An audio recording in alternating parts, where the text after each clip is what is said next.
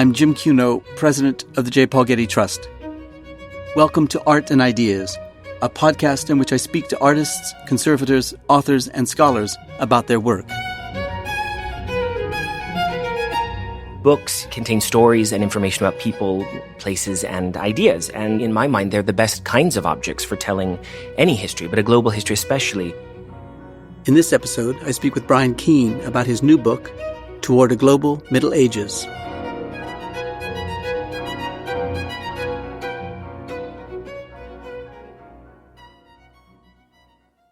Bryan Keene is Associate Curator of the Getty Museum's Department of Manuscripts.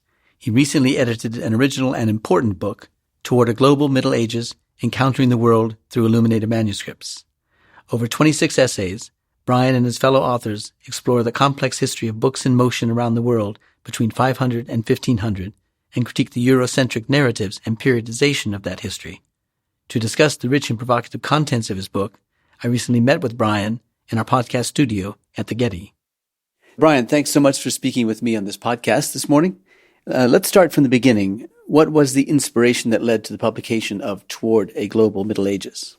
Jim, thank you for having me. I wanted to begin by acknowledging that the land and the waters around the Getty Center and Villa are the traditional, ancestral, and unceded territory of the Tongva, Gabrielino, Tataviam, and Chumash peoples, and to humbly pay respects to the ancestors, elders, and relatives of these groups, past, present, and emerging. I felt that this is an important place to begin because later in our conversation, I hope we can talk about future projects that evolve from this publication and ways that our Department of Manuscripts is involving Indigenous communities to tell a broader story of the global Middle Ages than we were able to do even in this book. But to answer your question, Toward a Global Middle Ages, as with most projects here at the Getty and in manuscripts more specifically, began by thinking about ways to make the past relevant to our audiences today. So in the basic sense, this publication was an outgrowth of a series of exhibitions, public programs, and scholarly convenings. In fact, the kernel for this larger series emerged in a job talk that I gave for the position in the manuscripts department. At that time, I pitched a very small exhibition that looked at the permanent collection and the ways in which Europeans imagined the world and their place in it. But I'm really grateful that Elizabeth Morrison, senior curator in my department, and Kara Kirk in publications encouraged me to think bigger, to include more aspects of world history. And really through a collaboration with local colleagues, we were able to tell a truly global history of the medieval period of 500 to 1500 with loans from local museums that included works from Africa, Europe, Asia, and the Americas. So this was an interest of yours that you brought with you to the Getty.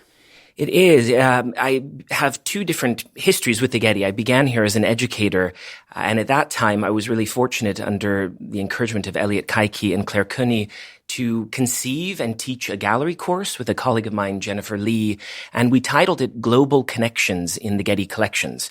And we looked for ways in which a collection that is largely the history of Western European art, that we can think about broader connections to the world. We had a session on textiles from the Islamic world that find their way into Italian gold ground pictures, the influence of ceramics and glassworks from the Islamic world on similar production in Europe. We focused also on chinoiserie and Japonisme and decorative art. So that was an interest I had coming out of my early art historical training, but then also through work here in the museum. Tell us about your early training and when in your training did you come across the concept of a global history?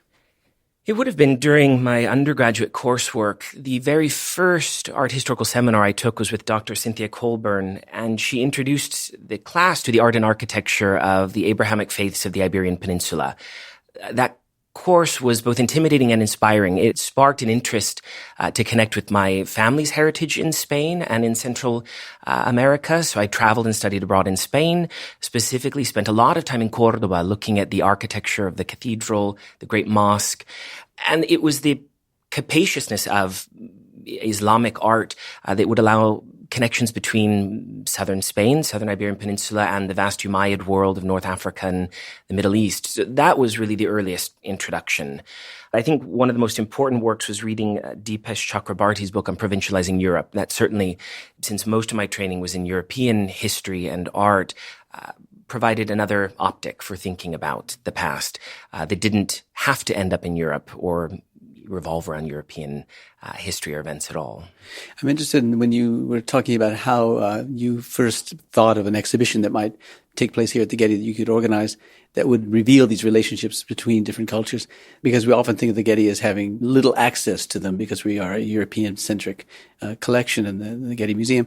But you're talking about where the imprints of these other cultures are felt or made in the works of European artists. That's right. There are certainly, in the manuscripts department especially, a number of objects that were produced either on the peripheries of Europe or from worlds entirely distant from Europe. I'm fortunate to work with a permanent collection of manuscripts that has objects from Tunisia, Egypt, Ethiopia, post-conquest Peru, the greater Byzantine world, Armenia, Safavid Persia. So already that portion of our permanent collection has allowed for broader global explorations. We have a manuscript in the collection that had rarely been shown until a few years ago that tells the story of a Christian prince in the land of India. And I became sort of wrapped up in that textual history, reading as many translations of this text as possible, and was excited to learn that the tale of this prince called Josaphat derives from Indian sources.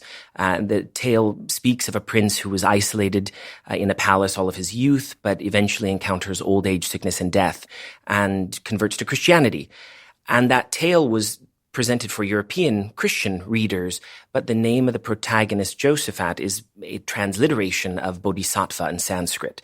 So there are so many opportunities, I think, through the pages of books or even through collections of European art to begin to think about broader networks, connections, comparisons. I want to get back to the concept of the global history itself. There are various ways, I think, of approaching this concept of global history. The global history of a particular phenomenon, for example, the history of tea or of cotton, or the global history of a particular time period, what happened, for example, everywhere in the world in the 16th century or the 19th century. You've chosen a hybrid. You say what happened in illuminated manuscripts during the Middle Ages. Is that a fair way to put it?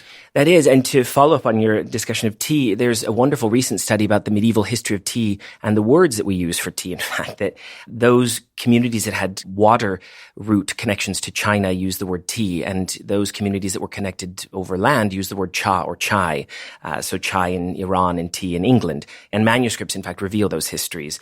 With Toward a Global Middle Ages, the author team was really interested in a twofold approach that sought connections on the one hand, physical connections between people, ideas, and places, but that also explored comparisons on the other. So a hybrid methodology indeed, that on the one hand addresses the styles, structures, and supports of manuscripts, but on the other hand, thinking about the bound, rolled, and folded textual objects in visual history. We needed to focus on some aspect of the vast medieval period, and I think the pages of books allowed us to do that. Mm-hmm. How does one train to write such a history? That is, in your training as an art historian, especially as a typical training for such a history would take a command of multiple languages and histories. I'm assuming you were trained as a medievalist with a specialty in illuminated manuscripts. Maybe I'm wrong. There's many different pathways one can take to begin to write such a history. My background is indeed in art history, but also in Romance linguistics. And so I was drawn from a very early period to books because they contain the visual images that I love so much, but also texts in a range of languages. My dissertation, though, concerned illuminated manuscripts in 14th century Tuscany, choir books specifically in the city of Florence. So a very isolated study. But even within that study, there were opportunities to explore the trade in textiles. Many of the books include textiles from Mamluk Egypt, or that have bindings inspired by book bindings in Coptic Egypt as well. So even with very specific studies, one can, I hope, with a little bit of creativity or digging, think more globally.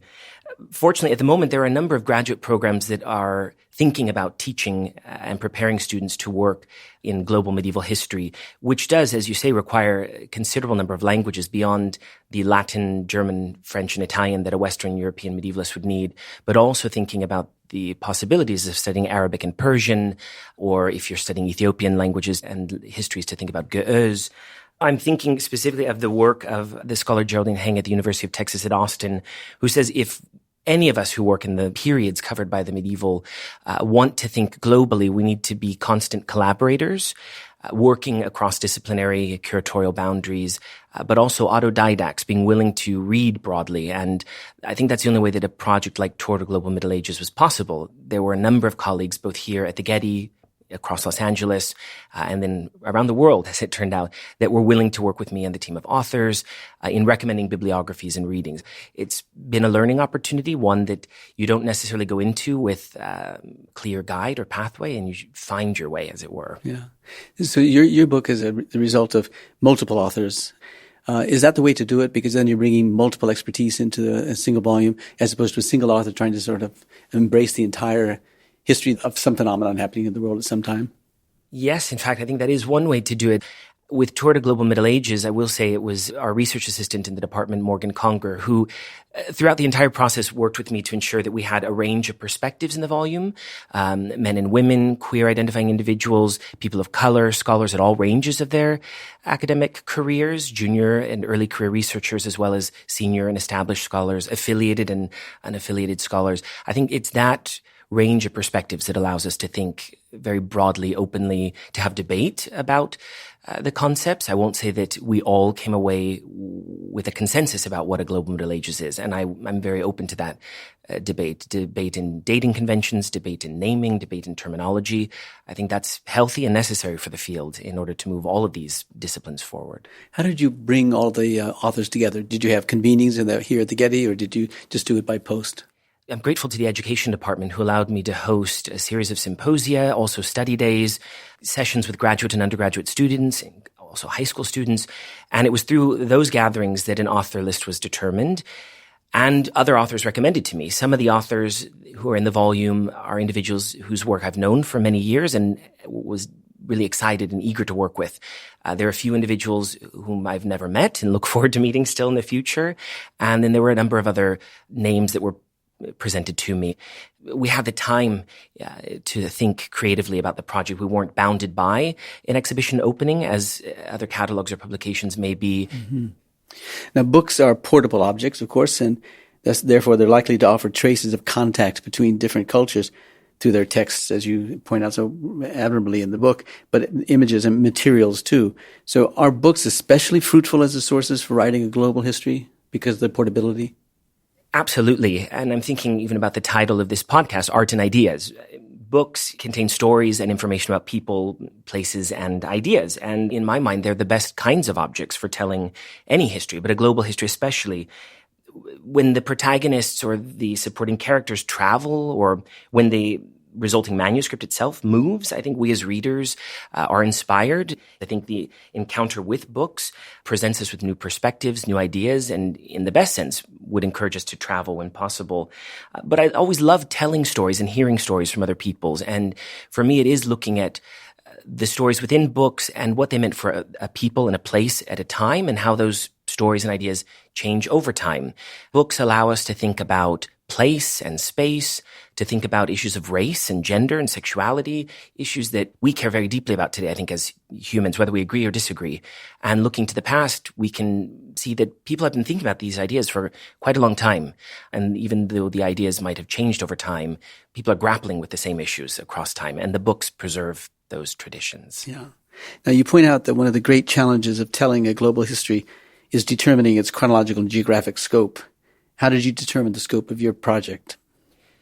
The scope came about really in looking at the list of contributors, and in sort of finalizing the contents of the volume, I continued to push further beyond the world as it was shaping up. So geographically, I really wanted to traverse the globe, as many places as possible. In order to maintain a focus, though, we decided to look at regions in the world that have written traditions, which of course excludes a number of parts of the world just by the nature of the history of writing or literacy, or through the fact that many traditions around the world have lost their written records through terrorism or global climate change and so forth. At one stage, the volume was only going to look at Africa, Europe, and Asia, and primarily the northern portion of the hemisphere, not the southern. That didn't feel right. It felt like there were plenty of other traditions that needed to be included.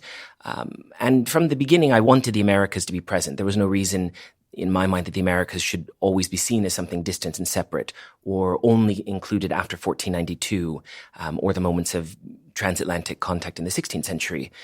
We, I think as a editorial team working with the Getty Publications department, wanted to push the boundaries of readers' expectations of the Middle Ages. The title includes a term that I hope we can discuss, medieval and Middle Ages, that is really outdated and is Eurocentric and is problematic for a number of reasons, but that people encountering the book on the shelves of bookstores or libraries would see a familiar idea, but with a range of images that might not be as familiar and might be curious about the Ethiopian and the Chinese and the Byzantine Indian images on the cover. For Europe, the chronology of the Middle Ages is often 500 to 1500, bounded by Rome and Renaissance, or the emergence of Christianity as a global faith, at times including broader Christianities in Ethiopia and Armenia, the vast Byzantine world of the Eastern Roman Empire. But because we were thinking globally, we had to then come to some consensus. We could have moved even earlier in our dating, so before 500 would have allowed us to look at other emerging forms of writing, or shift the chronology slightly later, as we've done. The Africanists in the volume and those that advise the publication have said, 500 to 1500 works for the history of parts of Africa, the 5th century decline of the Garamantian and Saharan empires, to the institution of enslavement in the 15th century. So that felt comfortable. The Islamicists had other concerns in the volume, with Islam rising in the 7th century, spreading very quickly across Africa, Europe, and Asia. The history of Islam is a global history. And so to bound it within a European chronology didn't feel fair in every way. So for the Islamicists in the volume, the chronology shifts into the 16th and 17th century. And then for the Americas as well, my colleagues were talking quite a bit in their contributions about periodization and the problems of periodization and dating conventions. So for me as a Western European medievalist, to hear the terms post-classic for Mesoamerica or Middle Horizon and late intermediate for the Central Andes, it's a constant reframing, reorientation, repositioning to think about what was happening in Europe or the Mediterranean at the same moment, and how might these other chronologies or modes of mapping and charting history inform or counter our thinking of the past.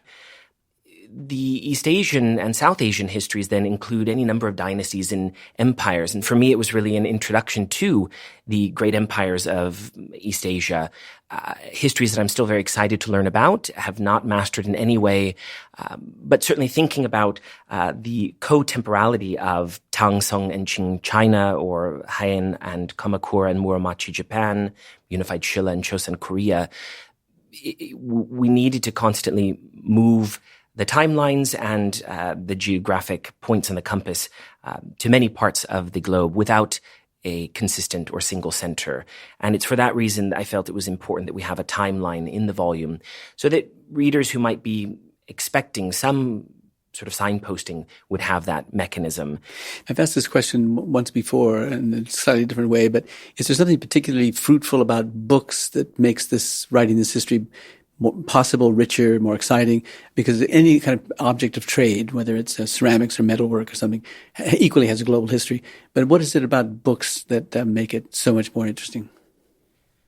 I think with a number of the books that are addressed in the volume, they're produced in a specific time and place, and then over time, they often will include glosses or accounts from other authors. They change hands frequently. When they're collected in libraries, that's then yet another context. So books provide us a kind of window onto the past, as one of the authors said, a view of a single place and time, but also of broader geographies. I think with books, we're able to, because of the range of disciplines and specializations that work on the history of the book, address a broader swath of human history. So this volume includes specialists of art, of history, language, literature, philosophy, codicology, the making of books, paleography, the history of handwriting, the archaeology of the book or conservation of the book. So the book as an object allows for the study of so many different disciplines. And I think it's through that cross-disciplinary perspective we're able to glean a richer perspective of the past. Yeah. Now you say that a truly global account of the Middle Ages must acknowledge the place and contribution of confessional communities. Why is that necessary to say, and how do you define Middle Ages? In thinking about confessional communities, religious groups, Christian, Jewish, Muslim, Buddhist, Hindu, Jain, and many others, I was reminded of a phrase that I saw in the History Museum in Sweden that is, if you don't know you have a history, it can be hard to believe you have a future. And I love that idea because so much of my early training in Mediterranean history was about Christianity and Islam. And it was only later in graduate coursework that I was presented with the histories of the Jewish communities and the Jewish diaspora. For a number of confessional groups across Africa, Europe, and Asia, there are histories of migration, of enslavement, of persecution that I feel are really important to bring to the front of medieval studies, which is why the history of Judaism and Hebrew book illumination is important, as is the history of Hindu and Jain illumination in India, for example. Jerry Heng at UT Austin has said that our field of medieval studies speaks to the urgencies of the present. So in a time when communities are often cast as having long-standing historical conflicts, I think it's important as a field that we trace those lineages. Why is it that, for example, there's this constant idea or stereotype that communities in the Middle East have been fighting for centuries? A number of the authors in the volume counter that idea.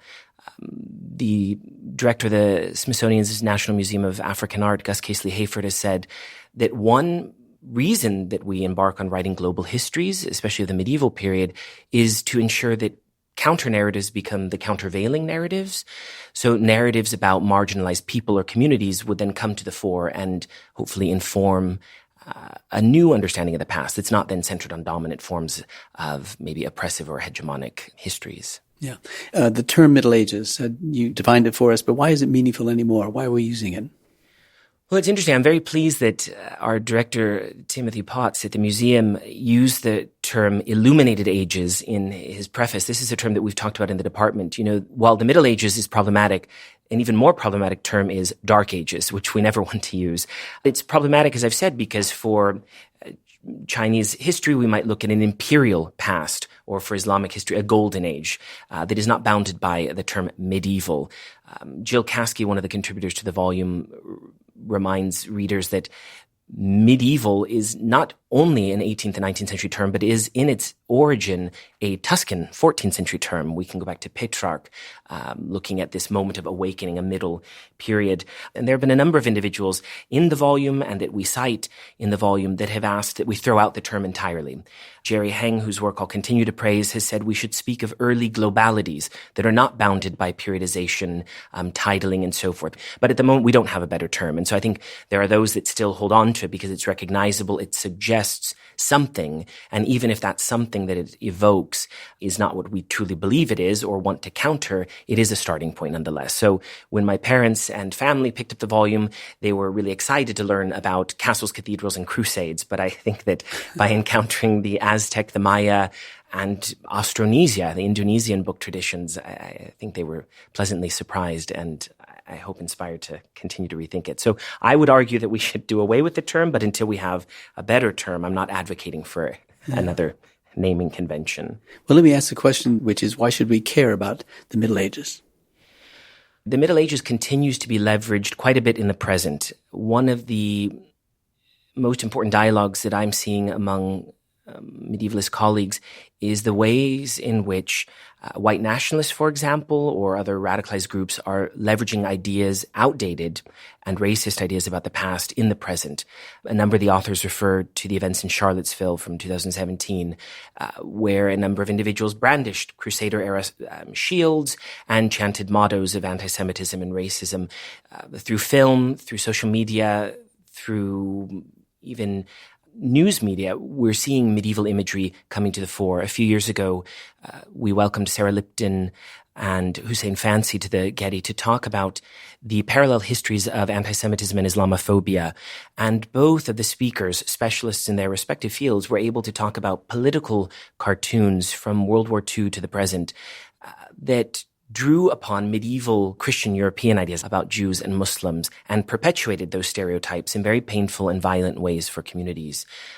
As a queer individual, I see this happening as well, where communities, academic, religious, and others continue to ascribe to the idea that We need to return to a medieval idea of gender or marriage or sexuality. And yet I think a number of the authors challenge those ideas, whether in the Christian world, the Islamic world, across the African continent and so forth. So it's not only the Middle Ages that's relevant today, but we keep seeing the medieval being represented for the present. I'll think most recently about the HBO series Game of Thrones, which is, of course, a fictional world. And yet it was because my department received years of emails from the public asking, what's medieval about Game of Thrones? Why does it feel medieval? What's real or true about that? That we embarked on a massive social media campaign to try to tease out those aspects of the series and the book on which it's based that are true to history, others that are purely fantasy, and then to try, whenever possible, to counter what we feel are these problematic stereotypes or prejudices that emerge from a sort of Eurocentric idea of the medieval world. And you write about the intermediality of the book. What do you mean by that? That was a term I was pleased to learn through the peer review process. I had heard the term sort of batted around, and we know about materiality, sort of the physical study of objects. Intermediality refers to the relationship between media or mediums, the interconnectedness of forms of communication. I was really pleased that a number of the authors were thinking beyond the pages of the book. And in fact, we almost called the publication Beyond the Pages of the Book. So one of the authors is looking at the relationship between painted and printed books in East Asia. That's Soren Edgren. Or Ayob Durillo is looking at decorated and carved amuletic textual objects, those objects that you could hold, also those objects that you wear around the body, and the relationship between holding, handling, and wearing objects. Megan O'Neill really beautifully writes about the relationship between the unfortunately few surviving Maya codices, the 4 that survive, and the sheer number of ceramic vessels that have painted decoration, we think similar to Maya codices that were lost in the conquest. And then the essays that were written by Susan Babai and Sylvie Marion form a pendant in this intermediality section, in that both of the authors are looking at books or images that were produced in medieval Europe and the way in which those books or images impacted or didn't impact in some cases the arts of Safavid Iran and the Armenian diaspora in the 16th and 17th century. I think the intermediality of the book in the medieval world has a number of modern counterparts. Amuletic portable objects are a kind of social media for the present, things that could be exchanged very easily. You give your amulet that has healed or given you comfort in some way to someone else who's ailing, as you would sort of tweet to someone today. It's a section that I had a lot of fun working with. As the book was coming together, when the sections were identified, intermediality, identity, and itineraries, I then asked each of the authors if there were opportunities for them to reference other themes in the volume. And I'm very pleased to say that everyone was really game and on board. So even though there's a single section on intermediality, a number of the authors are thinking about those various relationships between text, image, other media. It makes me want to ask a question about the book itself, because you've written a book about the intermediality of books, and that book has been printed as a bound paper object. Did you ever give thought to how you might have written an electronic version, a printed electronic version of the book? Absolutely. What I was really thrilled about was once the volume was in arrival here at the Getty, I was asked by our communications team to write a post for the Iris that would include other resources that we weren't able to include in the print volume. The resource I'm proudest of is a list of hyperlinks to all of the digitized manuscripts. Every object that's in the volume has been digitized in some capacity, in some cases in entirety. So a reader of that post on the Getty Iris will be able to look not only at the image that we reproduced from the single object in the volume, but turn the pages and see the text and images. That gives you a sense of what it's like to then scroll through a manuscript, and I hope encourage people around the world to then travel to their local libraries and archives and museums to encounter firsthand the objects. Another initiative that I launched a few years ago on the Getty Iris, but then also have used in the galleries, was called Medieval Manuscripts Alive. It was for the exhibition Traversing the Globe, where I brought 12 to 15 specialists from the area to read from the manuscripts in the languages of the Middle Ages with the medieval pronunciation.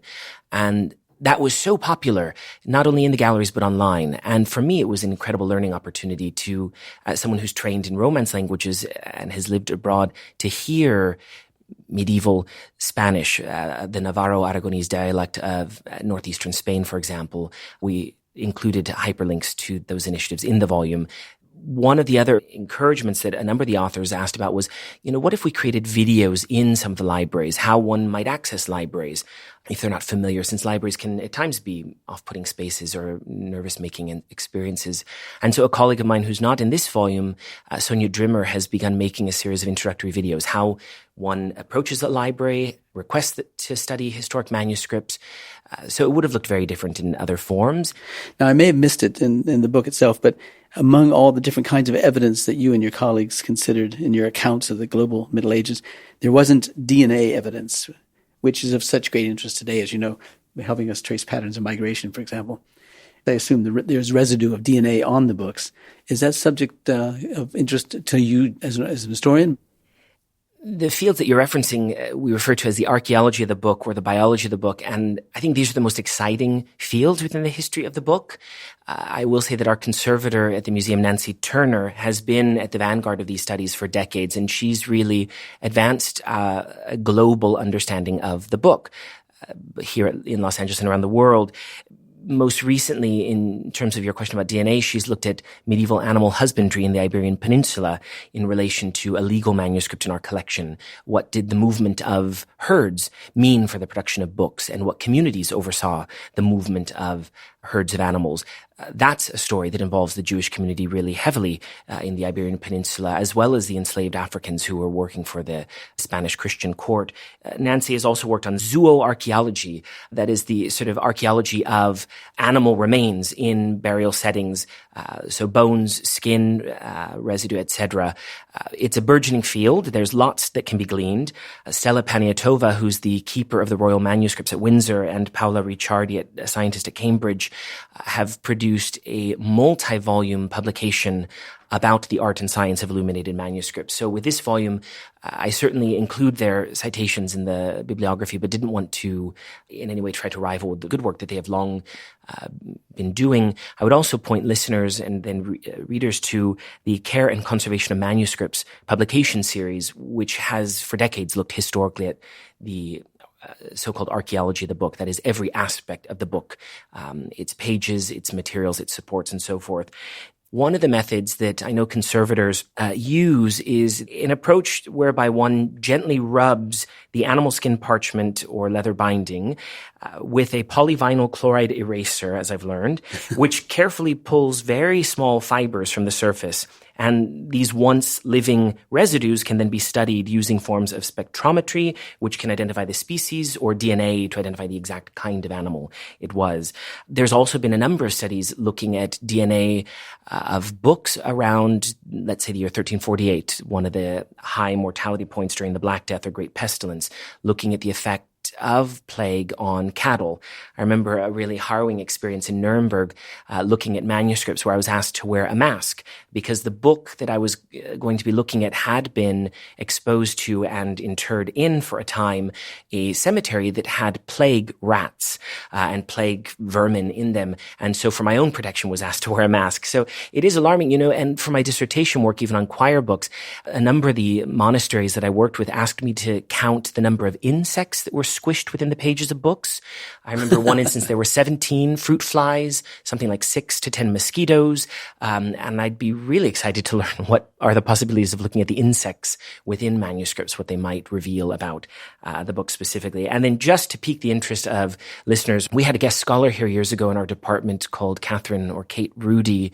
She has what she calls the Dirty Books Project, where she uses a densitometer to measure the darkness of the reflecting surfaces of parchment.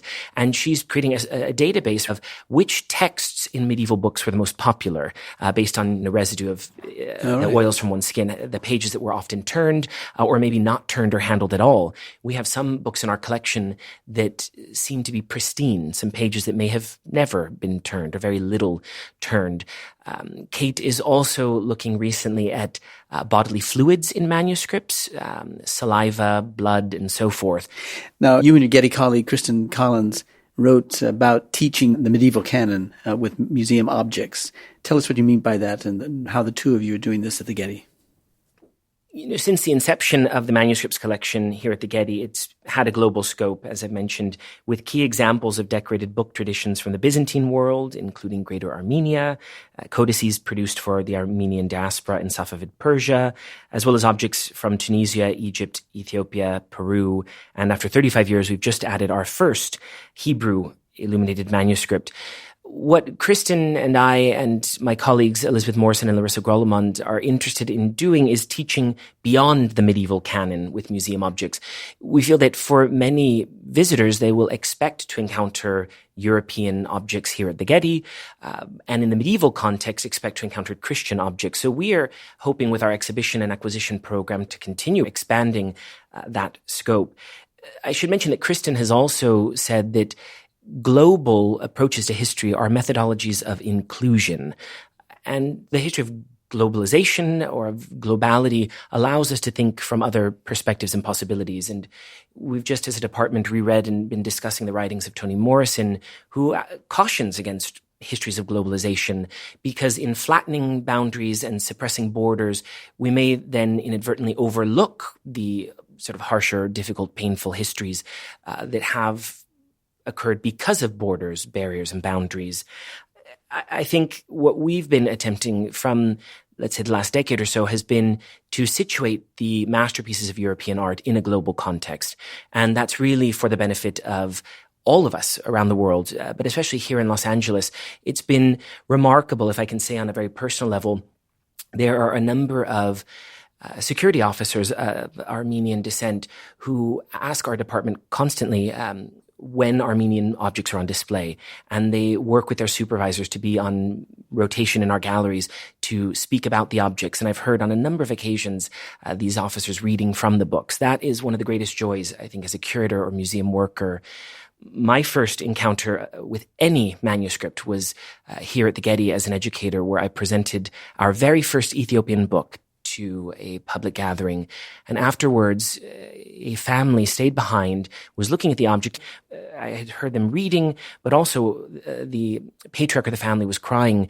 And I spoke with them about this, and they said they were Ethiopian, from Ethiopia, and had never seen Ethiopian art in an American museum. And they were so moved and touched that an institution like the Getty was preserving and presenting that history. There's so much that we can then learn from our communities about the objects in our collection, and about the past, the many pasts and histories. And so I think that's really the work that we're trying to do, to make the collection more accessible and meaningful to our communities, and to then listen. And so I want to make the strongest thanks that I can to everyone that comes into our galleries and that speaks with us and responds to our collection online. Do you have another global history project in mind? There are a number that are in the works. I'm pleased to say that with my colleague Larissa Grollemond, we've been meeting with members of the Tongva, Chumash, and Tataviam communities to think about an exhibition project that we're tentatively calling Stories of These Lands. What would it look like if we, in collaboration with elders and communities in our area, told a history of the past from about 1000 to 1800 or so, that looked at the vast networks of trade here in Southern California and across the Pacific Southwest, leading up to the moments of conquest, but also the establishment of the mission system here. What I've been impressed by as a book scholar are the libraries of the California missions. And these libraries are part of the colonial enterprise. A number of them, the books that are in the libraries, include inscriptions that were written by indigenous converts, or that provide insights into indigenous histories of the past. We were inspired learning from Neville Agnew and his colleagues at the GCI, the Getty Conservation Institute, about the long-standing rock art initiatives. For the last 4 years, I've been taking road trips with my family across the U.S. and have visited now something like 60 petroglyph and pictograph sites and met with communities. A number of these sites are, of course, very ancient, far more ancient than the medieval period, but there are a significant number of sites that date to the medieval period. I was most inspired in hearing a lecture by Ed Krupp at the Griffith Observatory talking about this supernova that was witnessed in the year 1054 that formed the so-called Crab Nebula that was witnessed around the world. And of course, we have medieval textual traditions that describe the supernova in Latin, in Arabic, in Chinese, Japanese, and so forth. But remarkably, there are a number of stories that are told by indigenous communities across the Pacific Southwest and pictographs and petroglyphs that may have recorded that event. And so thinking broadly about these ideas, we don't need to only seek physical evidence of contact between people, places, and ideas across hemispheres or continents or regions, but that people around the world were looking at the same astronomical phenomena. I will say also, Morgan Conger put me onto the work of Mike McCormick. The Harvard Ice Core project has really blown my mind in every way. There are 2 remarkable Excel databases on the website that list phenomena that have been recorded in the ice cores, corroborated with evidence from manuscripts. And one of the manuscripts in the 14th century that appears quite frequently on that ice core database is Giovanni Villani's Cronica Nuova, which is a history of Italy that is today preserved in the Vatican Library, which I've had the opportunity to study and which formed a core of my dissertation work. And yet his chronicle of the 14th century in Italy describes so many phenomena that were happening in Tuscany: floods, fires, famine, and so forth.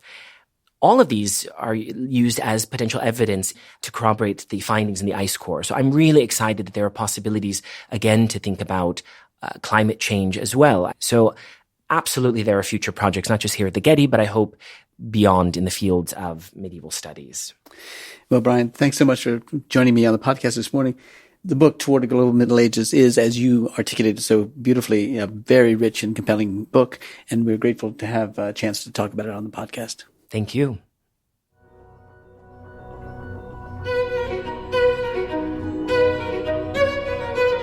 This episode was produced by Zoe Goldman, with audio production by Gideon Brower and mixing by Mike Dodge-Weisskopf. Our theme music comes from the Dharma at Big Sur, composed by John Adams for the opening of the Walt Disney Concert Hall in Los Angeles in 2003. It is licensed with permission from Hendon Music. Look for new episodes of Arts and Ideas every other Wednesday. Subscribe on Apple Podcasts, Spotify, and other podcast platforms. For photos, transcripts, and more resources, visit getty.edu/podcasts, or if you have a question or an idea for an upcoming episode, write to us at podcasts@getty.edu. Thanks for listening.